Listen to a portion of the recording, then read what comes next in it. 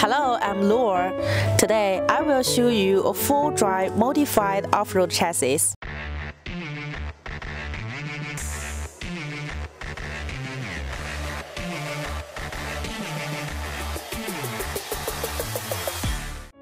This six-wheel drive chassis uses off-road specific tires, front-mounted winch. It can be used in harsh environments such as snow, swamps, deserts, beaches, muddy mountain roads, etc. for self-rescue and rescue.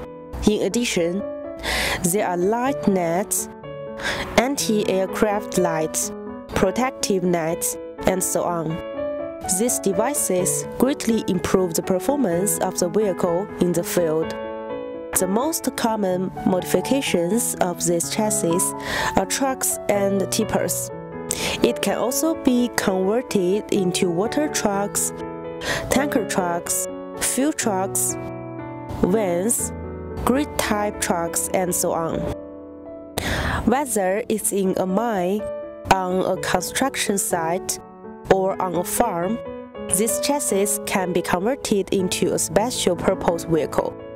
More great videos on my homepage. See you next time. Bye bye.